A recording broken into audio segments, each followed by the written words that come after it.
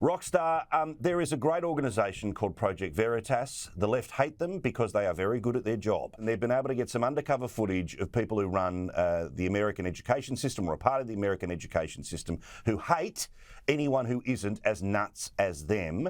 And I agree with every swear word you use to describe these people. Sometimes you've got to use them. Nothing else will do. And it's one thing to see it in your mind or suspect it or believe it or hear it in a news article. And it is another to hear it with your own ears and watch it on tape. And that's the benefit that James O'Keefe provides us.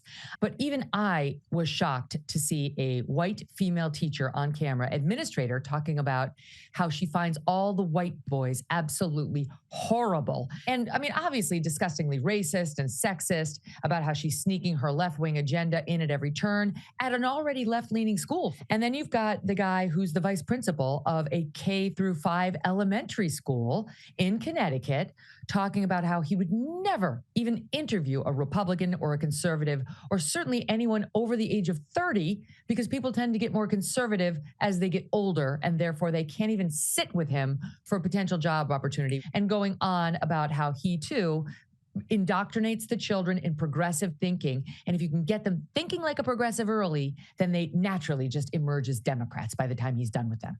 You know, you would think that with examples like this, with inflation as crazy as it is, that it is inevitable that there is a backlash coming because the Democrats can't run on their own record. They now have to turn around and pretend that their opposition is the devil. You had Biden doing that stupid speech where he looks like, you know, the Emperor from Star Wars with the G.I. Joe guards. But sadly, this crap is working. I find it a disgrace that the only way the Democrats can win more power is to go this low to the highest office. Yeah, it's all about Trump. I mean, they love talking about Trump. That's why they got the January 6th hearings started. They were open about it in the New York Times. We're really hoping to change our fortunes in advance of the midterms, and it's working. They're the ones who initiated that raid on Mar-a-Lago, and Trump was justifiably upset and angry, as were his supporters.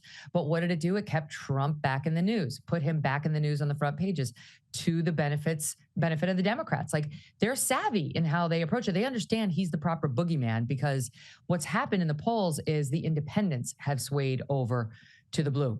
The ones who are getting ready to vote Republican as a result of the COVID shutdowns and the critical race theory being injected into the schools and inflation and Afghanistan have now been given some pause because Trump's all over the news. His backed candidates are all over the news. The media marches along to the Democrats' drum.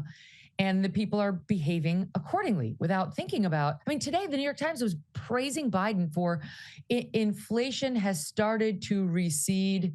It's like, oh, wait a minute. It went down like 0.4 of a percentage point. We're still in the 9s and the high 8s, and we're going to celebrate that. Also, massive win for Donald Trump. He's been able to get the documents that came out of Mar-a-Lago to not go with the Department of Justice. Instead, he'll do a thing called the Special Masters. So put simply, they can't fiddle with them and leak them, and he can't destroy them. But I love some of the meltdowns. You know, MSNBC last night, this judge doesn't understand the rule of law. No. The judge is using the very law when the two parties can't be trusted. Absolutely. This was the right decision by the special master, who basically just said, let's ensure that there's fairness to Trump.